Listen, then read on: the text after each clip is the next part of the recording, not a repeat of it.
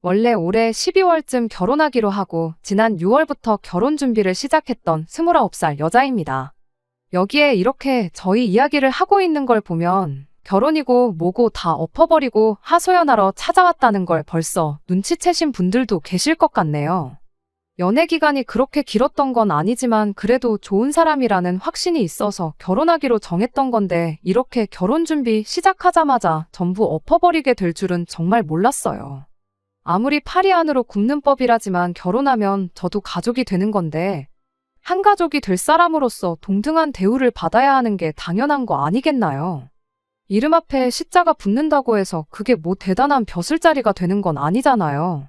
제가 뭐 조선시대 마냥 어디 대감님 집에 팔려가듯 시집 가는 것도 아닌데 뭐가 그리 대단한 사람들이라고 결혼 준비 시작하자마자 저한테 갑질을 해대는 건지. 이런 집구석과 한솥밥 먹겠다고 기분 맞춰주고 그러는 것보다 결혼이고 나발이고 길게 두고 볼 것도 없이 엎어버리는 게 맞는 게 아닌가 싶어서 단칼에 이 결혼 안 한다고 선언해주고 돌아왔습니다. 아무리 그래도 어른들까지 다 있는 자리에서 제 행동이 너무했다고 하는데 저는 그 사람들이 당해도 싸다고 생각하거든요. 여러분들께서 제 이야기 한번 들어봐 주시고 정말 제 행동이 너무했는지 객관적으로 한번 판단해 주세요. 저한테 친구가 한 명 있어요. 그 친구는 저랑 어려서부터 친하게 지내던 친구가 아니고 대학교를 졸업하고 막 취직 준비를 시작했을 때 알게 된 친구였어요. 당시만 해도 취직 준비에 필요한 정보 공유를 한다고 이래저래 연락을 자주 주고받던 친구였는데 서로 취직하고 나서 사는 게 바쁘다 보니 한동안 소원해져서 몇 년 동안 소식도 모르고 지내게 되었지요. 그런 친구한테서 몇 년 만에 연락이 왔어요. 서로 너무 반갑다고 톡으로 안부도 묻고 근황 이야기도 나누고 하면서 몇 시간을 떠들었습니다. 그런데 보통은 한참 이렇게 소식도 모르고 지내던 친구가 갑자기 연락을 해오면 안부가 궁금한 것보다는 다른 용건이 있어서 하는 경우가 많잖아요. 그 친구도 제 안부를 묻고 싶다기보단 다른 이유가 있겠거니 생각했어요. 아니나 다를까 저한테 남자를 한 명 소개시켜주고 싶다는 이야기를 꺼내왔어요. 그때쯤 제가 마침 한참 사귀고 있던 사람과 되게 안 좋게 헤어지게 되었는데 어디서 그 소식을 들었나 보더라고요. 아무튼 그때 친구한테 소개를 받게 된 게 제 남자친구였습니다. 남자친구는 저보다 5살 연상으로 제 친구하고는 대학교 때부터 알고 지낸 사이였던 사람이었어요. 아무튼 그렇게 친구의 주선으로 남자친구를 처음 만나게 되었고 그렇게 몇 번 더 만나다가 남자친구와 연애를 시작하게 되었습니다. 연애 6개월 차가 되었을 때 남자친구가 먼저 결혼에 대한 이야기를 꺼내왔어요. 연애만 하는 것도 좋지만 자기가 아무래도 나이가 있다 보니 결혼을 생각하지 않을 수가 없다면서 조금 더 진지하게 저랑 만나고 싶다고요. 말씀드렸던 것처럼 지금 남자친구를 만나기 전에 만나던 사람과 조금 마무리가 안 좋게 헤어졌었거든요. 그런데 이렇게 갑자기 나타난 남자친구가 똥차가 가고 찾아온 벤츠가 아닌가 하는 착각까지 하게 되었죠. 남자친구를 만나기 전에 만나던 사람과 워낙에 안 좋게 헤어졌다 보니 남자친구가 더 좋은 사람처럼 보였나 싶었던 것 같아요. 객관적으로도 학벌이나 직장, 뭐 하나 전에 만나던 사람보다 빠지는 게 없는 사람이기도 했어요. 아무튼 저도 늦은 나이는 아니지만 곧 30을 앞두고 있던 나이다 보니 남자친구가 꺼낸 결혼 이야기를 긍정적으로 받아들이게 되었습니다. 그 뒤로 반년 정도를 더 만나다가 지난 6월에 남자친구의 청혼을 받게 되었고 그렇게 저희는 올해가 가기 전에 결혼식을 올릴 계획을 세우고 본격적으로 결혼 준비를 시작하게 되었습니다. 남자친구와 저 사이에 친구가 있다 보니 결혼 이야기 오가는 동안에 서로가 말은 안 했지만 대충 조건이 어느 정도인지에 대해서는 어렴풋이 알고는 있었어요. 그러다 남자친구의 청혼을 받고 나서는 쉬쉬할 일도 아니겠구나 싶어서 서로의 경제 상황에 대해서 오픈을 하게 되었습니다. 일단 저는 현재 외국계 기업에서 일을 하고 있어요. 올해로 입사 4년차 대리고 세금 같은 거 전부 제외하고 월급을 280 정도 받고 있습니다. 또래들과 비교하면 뭐 엄청 모자란다 싶을 만큼 적게 버는 것도 아니고 평범한 편이지요. 그래도 회사가 외국계다 보니 추가 근무를 한 것에 대해서는 칼같이 계산을 해주는 편이에요. 마음만 먹으면 잔업에 야근 이런 거 해서 월 300 정도는 맞춰서 벌 수 있지만 제가 워라밸을 중시하는 사람이다 보니 돈 얼마 더 버는 것보다 일찍 퇴근해서 이것저것 배우며 자기 개발하는데 더 시간을 쏟고 있습니다. 아무튼 직장 생활 시작한 이래로 제가 저금으로만 2천만 원 정도를 가지고 있습니다.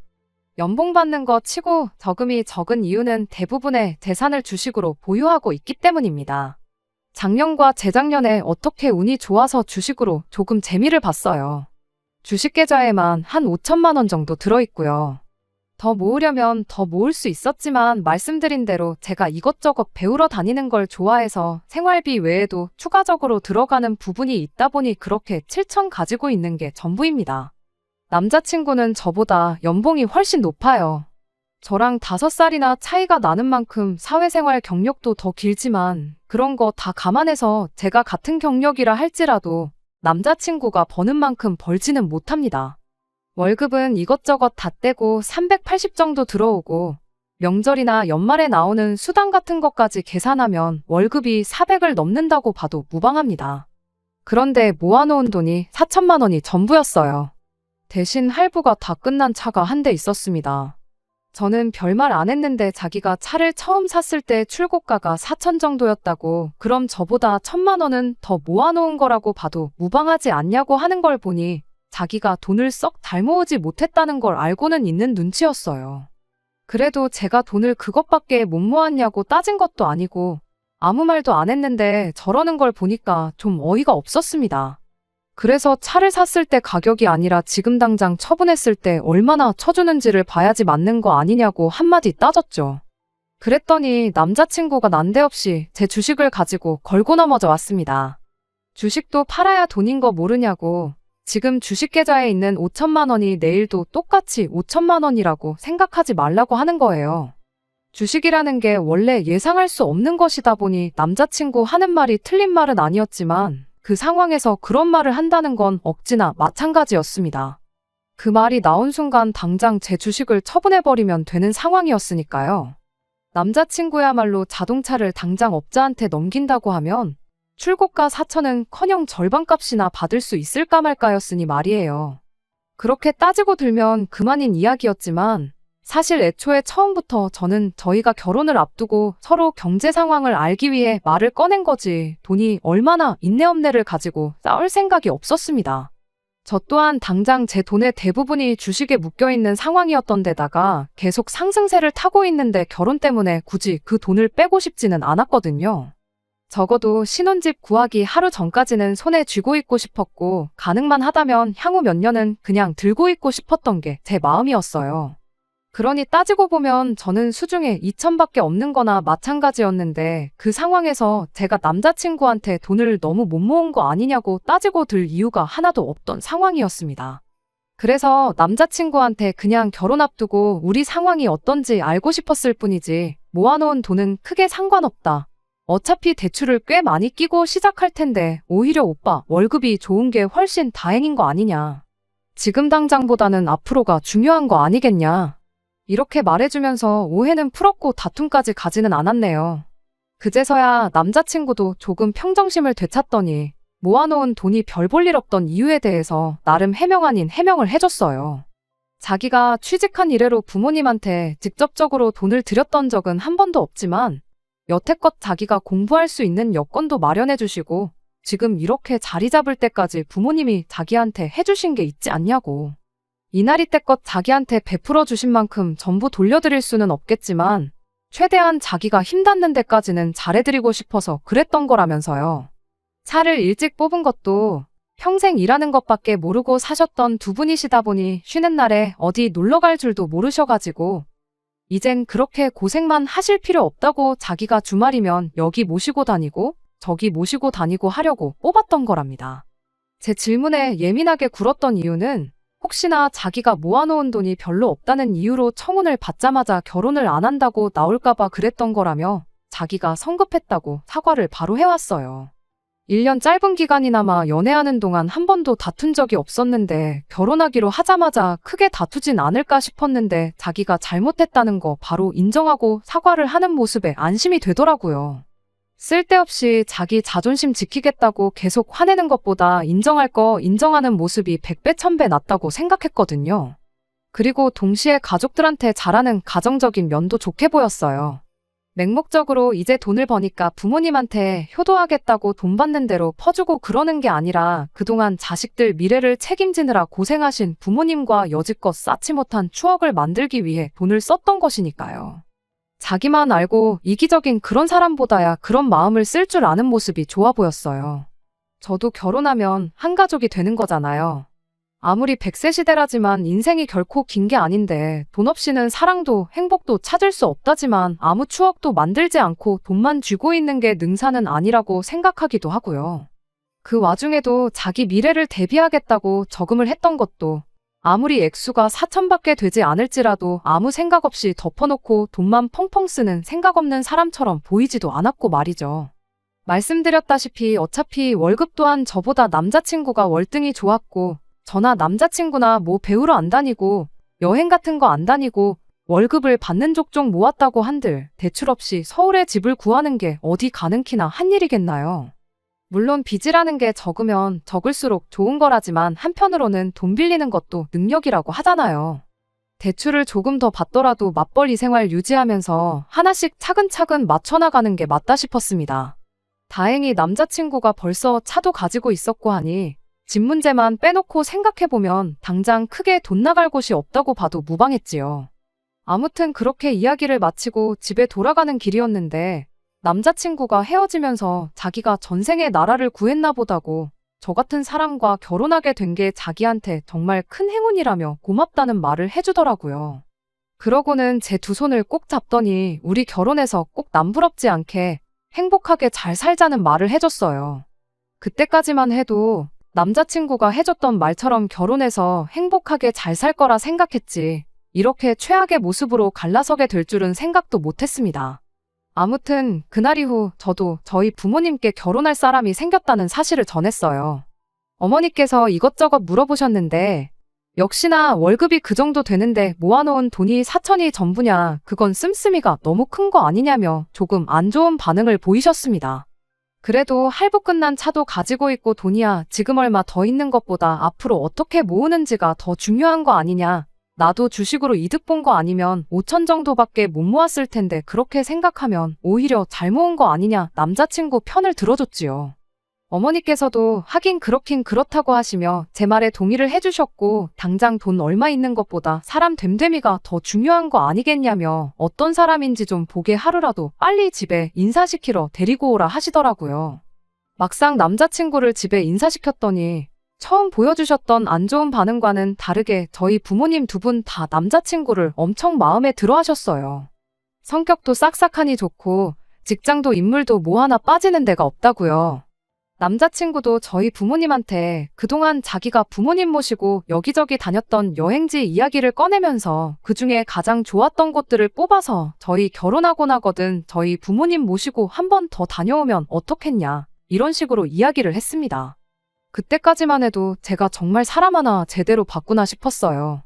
자기 가족만 소중하고 자기 가족만 챙기는 이기적인 사람이 아니라 배우자의 부모님한테도 잘하는 가정적이고 양가 불문하고 가족들에게 헌신하는 좋은 1등 신랑감이라 생각했습니다. 그런데 막상 남자친구의 가족들과 함께 있던 자리에서는 그런 모습이 아니라 한쪽으로 치우쳐도 너무 치우친 그동안의 모습과는 정반대의 모습을 보여줬어요. 그리고 결국 그것 때문에 남자친구 가족들을 처음 만난 그날 결혼하기로 한 거 다 엎어버리고 남자친구 집까지 쑥대밭으로 만들고야 말았네요. 남자친구를 저희 집에 소개했으니 당연히 이번엔 제가 남자친구 집에 인사를 드리러 갈 차례가 되었습니다. 남자친구가 워낙에 저희 집에서 좋은 모습을 보여줬으니 저 또한 남자친구가 했던 것처럼 똑같이 좋은 모습을 보여주고 싶었어요. 다만 제 성격이 남자친구처럼 싹싹하고 어른들 앞에서 긴장 안 하고 그런 성격이 아니다 보니 혹시나 실수하지 않을까 걱정도 많이 했습니다.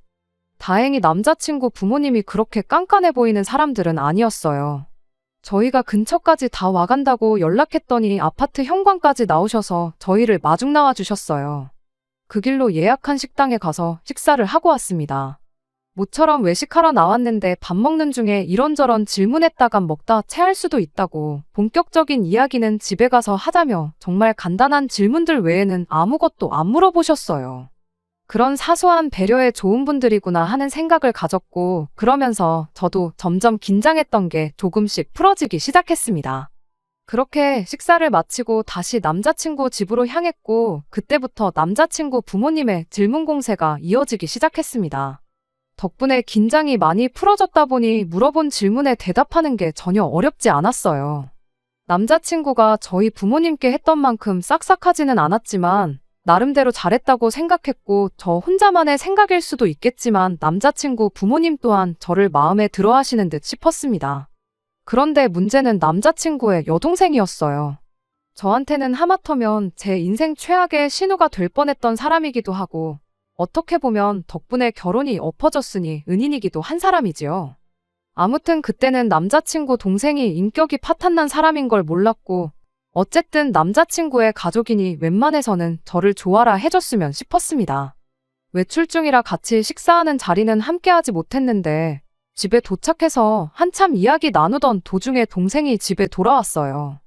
남자친구한테 저보다 나이가 1살 어린 여동생이 있다는 건 이미 연애 시작할 때쯤부터 알고 있었습니다.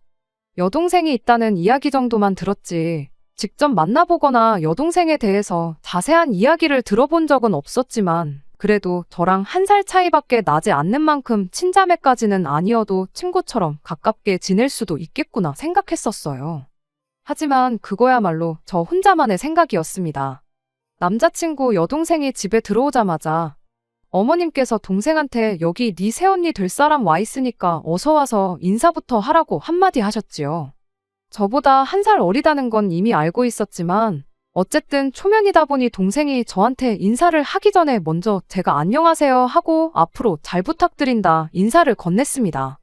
그런데 여동생이란 사람은 시큰둥한 표정으로 제 인사를 받는 둥 마는 둥 하더니 다짜고짜 저를 위아래로 훑어보기 시작했어요. 그러더니 벼랑간 제 인사를 받기는커녕 너가 걔구나? 한마디 던지고는 남자친구 부모님 옆자리에 가서 털썩 자리를 깔고 앉더라고요. 난데없이 반말을 내뱉는 남자친구 동생 때문에 순간 그 자리 분위기가 그대로 얼어붙어 버렸어요. 그런데 그 와중에 남자친구 여동생한테 말버릇이 그게 뭐냐 하고 지적해주는 사람이 한 명도 없었습니다. 남자친구가 설마 동생이나 부모님께 제 나이를 말을 안 해줬나 싶기도 했는데, 말을 안 해준 건 둘째치더라도 남자친구 본인이 이미 제가 1살 더 많은 걸 알고 있는데 그 상황에 동생한테 말 한마디 안 하고 가만히 있는 건지 싶었습니다. 애초에 초면인 사람한테 반말부터 내뱉는 게 정상은 아닌 상황이잖아요. 몰랐을 수도 있지, 착각했을 수도 있지 하고 그냥 넘길 상황도 아니었어요. 이후로도 당연한 듯이 저한테 계속 반말로 말을 해대기 시작했거든요. 그 와중에 남자친구가 한마디 하기는 했는데 그게 예의 없는 말투에 대한 지적이 아니었습니다. 남자친구 동생이 먼저 저한테 말을 꺼냈어요. 설마 예비시댁에 인사하러 왔는데 빈손으로 온 건 아니겠지? 하고 물어왔죠. 그때 남자친구가 처음으로 입을 열었는데 그게 말투에 대한 지적이 아니라 설마 빈손으로 왔겠냐는 대답을 하고는 제가 사가지고 온 과일 바구니를 턱으로 쭉 하고 가리키더라고요. 남자친구 여동생이 그 과일 바구니를 보더니 안 그래도 자기가 친구랑 나가서 밥 먹고 오는 길인데 기름진 거 먹어서 상큼한 게 땡겼는데 잘 됐다며 저한테 나 과일 좀 먹어도 되지? 하고 한마디 말을 꺼내더군요. 당장 세상에 이건 또 무슨 상황이냐고 따져묻고 싶었지만 그래도 누군가는 이 사람한테 예의 없게 이게 뭐 하는 짓이냐고 먼저 말해주지 않을까 싶어서 가만히 있었습니다. 뭐 당연한 이야기겠지만 누구 하나 나서서 그걸 지적해주는 사람이 없었어요. 저보다 1살 아래면 오빠인 남자친구와 한참 나이차가 나는 건데 집에서 막내로 커서 버르장머리가 없는 건가? 아니면 반대로 막내라서 남자친구고 남자친구 부모님이고 그냥 뭔 짓을 하던 간에 오냐오냐 해주는 건가 싶었어요. 하지만 진짜 어이없는 건 남자친구 여동생 입에서 나온 말도 안 되는 질문이었습니다. 아니, 질문이라고 하기도 뭐하고 오히려 통보에 가까웠지요. 제 의사는 물어보지도 않고 남자친구한테 곧바로 물어보더라고요. 오빠 결혼하면 맞벌이 하는 거냐고 묻더니 그럼 돈을 2배로 벌겠다며 이참에 자기 매달 주던 용돈도 2배로 올려서 100만 원씩 달라는 소리를 했으니까요. 분명 남자친구가 저한테 가족들한테 돈을 퍼주느라 못 모은 게 아니고 가족들과 추억을 만드는데 썼다는 말을 했는데 그 말과는 전혀 다른 이야기가 나오니 적잖이 당황스러웠죠. 그런데 더더욱이 어이가 없었던 건 이어진 남자친구의 반응이었습니다. 2배나 올리기는 뭐하고 조금 더 주긴 하겠다는 예상도 못한 대답을 해왔거든요. 그래서 곧장 남자친구한테 그게 무슨 소리냐고 물어봤어요. 그랬더니 남자친구 대신해서 동생이 대답을 해주더라고요. 오빠가 동생한테 용돈 주는 게 뭐 이상하냐고요. 그래서 제가 대답했어요. 오빠가 동생한테 용돈 정도 당연히 줄 수 있는 건데 매달 50만 원씩 주는 건 이상한 거 맞다고요. 그리고 남자친구한테 용돈을 올려주는 게 무슨 소리냐고, 결혼해서 맞벌이를 하는 게 오빠 월급이 오르는 건 아니지 않냐, 그리고 매달 50만 원 주는 것도 가당치도 않은 소리라고 했어요. 여태까지 줬다면 줬던 걸 도로 뺏어올 수는 없으니 거기까지는 묻지도 따지지도 않으려고 했습니다. 다만 앞으로 저희 결혼할 때까지, 아니 못해도 결혼식 올리고 나서는 더 이상 용돈은 줘서는 안 된다고, 우리가 뭐 억만금을 모아놓고 결혼하는 것도 아니고 대출만 몇 억을 받게 생겼는데 그런 데다가 쓸 여유는 이제 없는 거 알지 않냐고요. 남자친구도 그 상황이 안 된다고, 여동생 용돈은 내가 꼭 챙겨주고 싶다는 말은 못하고 알겠다고 대답을 했습니다. 그런데 남자친구 동생이 그 말을 듣더니 혼자서 개거품을 물면서 말 그대로 발광을 하기 시작했어요. 급기야는 용돈을 끊을 거면 차라리 결혼을 하지 말라는 소리를 하는데 아주 꼴이 가관이더라고요. 갑작스러운 남자친구 여동생의 돌발 행동에 안 그래도 얼어붙기 시작했던 집안 분위기가 한층 더 막장으로 치닫고 있었습니다. 그제서야 남자친구 부모님이 나서서 이게 뭐 하는 짓이냐고, 쓸데없이 이럴 거면 그냥 방에 들어가서 조용히 있으라고 한마디 해주시더군요. 덕분에 남자친구 여동생이 잠깐 잠잠해졌어요. 그러더니 혼자 제가 사온 과일들을 손에 들고 있던 과도로 이리 쑤시고 저리 쑤시고 난리도 아니었습니다. 급기야는 어디서 이렇게 깎아먹기도 힘든 과일을 사왔냐며 저보고 과일 좀 잘라오라고 칼을 건네주더라고요. 뭐 위협이라도 하려는 건지 칼날 부분을 저한테 향하게 해서는 말입니다. 안 그래도 등장하자마자부터 저를 기분 나쁘게 했고 거기에 엎어서 용돈 문제로까지 사람 속을 뒤집어놨는데 그것도 모자라 한 살 어린 예비 손아래 신우가 저한테 과일을 깎아오라고 시키니 더더욱 기분이 좋을 일이 없었어요. 그런데 거기에 칼날까지 저를 향하게 해서 건네주니 웬만해선 평정심을 유지하려고 했던 저도 순간 표정 관리가 안 되더라고요. 그런 제 표정의 변화를 눈치챈 건지 얼굴 표정 좀 보라면서 뭐 기분 나쁘냐는 식으로 한마디를 하대요. 그와 동시에 남자친구도 입을 열었는데 동생한테 뭐라 한마디 하는 게 아니고 저한테 한마디를 하는 겁니다. 동생이 저랑 친해지고 싶어서 장난치는 거니까 좀 참으라면서요. 예상도 못한 남자친구 한마디에 오히려 더 이상 참을 수가 없었습니다. 100번 양보해서 이걸 장난으로 봐준다고 해도 정도가 있지, 초면에 반말하는 것부터 행동까지 이게 뭐 하는 짓이냐고 한마디 했어요. 그랬더니 남자친구 여동생이 저한테 한다는 소리가 키도 조그만 게 보기보단 성깔이 있네 하면서 왜 우리 엄마 아빠가 네 편 들어주니까 기세가 등등해진 거냐고 한마디 하더라고요. 대놓고 시비를 걸어오는데 암만 자리가 자리라고 할지라도 저도 가만히 듣고만 있지는 않았어요. 그때까지만 해도 파혼할 생각은 없었으나 그렇다고 해서 여기서 제가 꼬리를 내리면 결혼 후에도 평생을 두고 저렇게 시비를 걸어올 게 뻔하겠구나 싶었거든요. 그래서 한마디 했어요. 대놓고 시부모님 되실 분들 앞에서 남자친구 여동생이랑 똑같이 굴면서 싸울 생각은 아니었고 그냥 이성적으로 한마디 해주면 되겠거니 싶어서 최대한 좋게 좋게 이야기했습니다. 나보다 나이도 어린 걸로 알고 있는데 초면부터 반말하고 이젠 과일까지 깎아오라고 명령하는 거냐고요.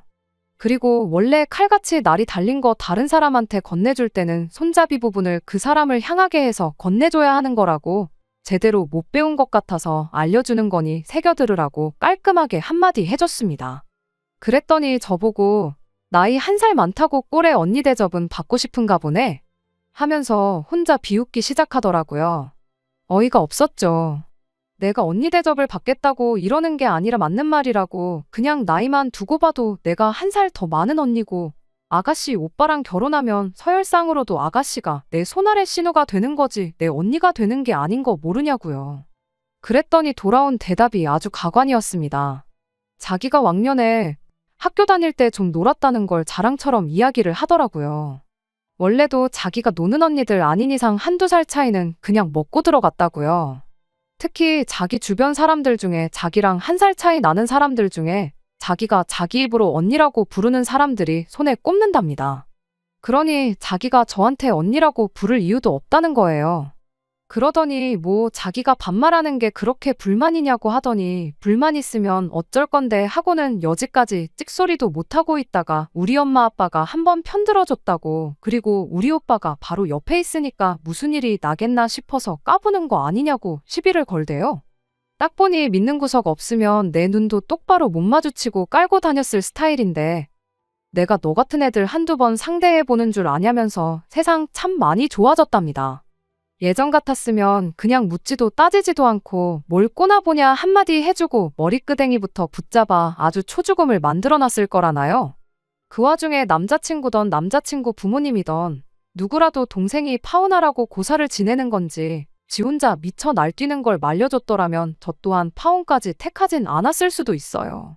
그런데 그나마 제 편을 들어주는 것 같던 남자친구 어머니도 우리 애기가 용돈 못 받게 되니까 더 저러는가 보다 하면서 그래도 주던 걸 어떻게 못 주게 할 수 있냐며 애가 용돈 받던 건 건들지 말라고 한마디 하시더군요. 남자친구도 그러는 게 좋겠다고 거들어주기 시작했고요. 이젠 온 가족이 나서서 자기를 도와주니 남자친구 여동생이 아주 기가 살아가지고는 이제 네 편은 아무도 없는 것 같은데 전세가 역전된 거 딱 봐도 모르냐며 알아서 기라고 한마디 하는 겁니다. 그때 저도 뚝하고 제 인내심이 끊어졌어요.